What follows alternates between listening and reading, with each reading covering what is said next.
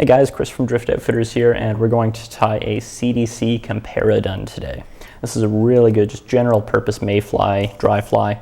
Actually doesn't require the use of any expensive dry fly quality hackles, so it's a great fly to tie when you're starting out, but then also just a super productive one overall. Now the traditional version of this was tied with a deer body hair wing. This one's tied with a CDC wing, which I like. It's just a little more delicate and subtle than the deer hair, but you can tie it both ways. Both catch plenty of fish in their own right.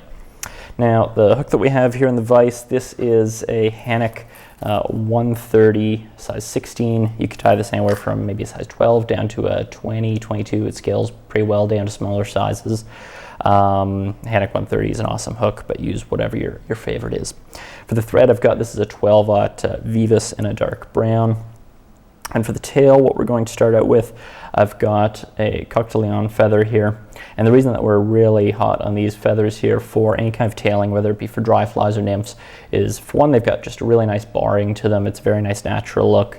But then also they are an extremely resilient feather. You can catch a lot of fish on the same fly with these, and these fibers just stand up to it really well. They don't crack or break or bend on you. So great feather. You can use hackle fibers as well. You can use microfibers, whatever you like, but I like these guys. I'm going to take a decent sized little pinch of fibers here. This is a fairly fine one. Sometimes you find these feathers with thicker barbs, so just adjust accordingly. But with the finer barbs here, I'm going to take a pinch of maybe 10, 12 fibers. Just pull them off of the stem like so, trying to keep the tips aligned. I'm just going to measure these out to be about the length of the shank here. Place them off the back. I'm just going to catch them with my thread and take, the thread slipped a little bit there, take turns of thread back down the shank. Just pulling up on these fibers to keep them on top the whole way through. That actually might be a tad longer than I want. Just take a few wraps off, pull those in slightly. That's looking a little more like it. Clip off the excess. I'm going to take my thread back forward, just up about 1 millimeter back of the eye or so. And then I'm going to take some CDC, which if you haven't worked with it before, is just a really nice, delicate feather, great for dry flies, has some applications rather for nymphs and things too. But it's a very buoyant feather, very nice and delicate. It's great for dry flies. I'm going to take 2 or maybe even 3 of these feathers here. I'm just going to stack them so that all the tips are lined up. That's 2, that's 3. So you can see I've got a little bundle here. All the tips are nicely lined up on the top. I'm just going to turn them around so I've got the tips facing the eye, like so. I've got a nice dense little bundle here. I'm going to measure these out to be just in around the length of the hook. I'm just going to catch them in here, again just back from the eye. Pull them in a tiny bit shorter than that. There we go. Try and keep them on top, get a few good tight wraps on there.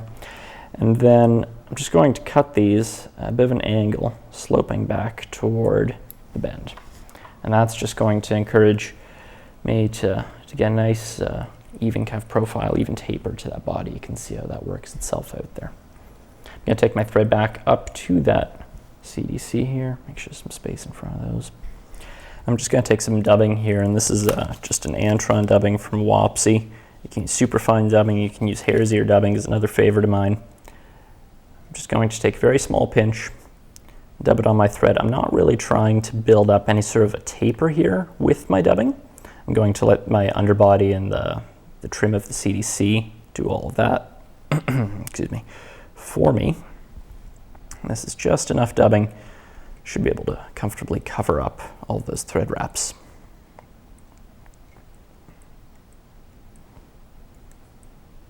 Take that back to the bend here. All right, Now the cool thing about wrapping in reverse like this, where I've taken my dubbing from front to back, is that now I can start wrapping my thread over the body and spiraling it up over top of the dubbing. And by spacing each consecutive wrap out just slightly more, I get a really cool segmentation look, if you can see that there. Don't have to do it, you can just dub it straight up as well, but I do like the effect that that creates.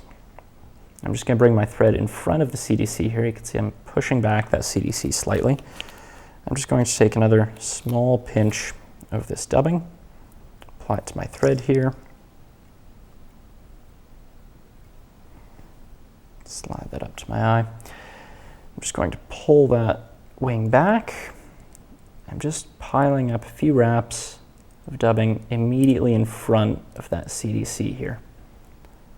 Not trying to wrap over top of the CDC, just put a few wraps in front. Slipped there. Like so.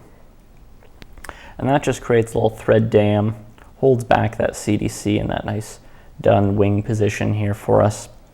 Now I'm just going to pull all of that back, sneak a little whip finish in front of all that.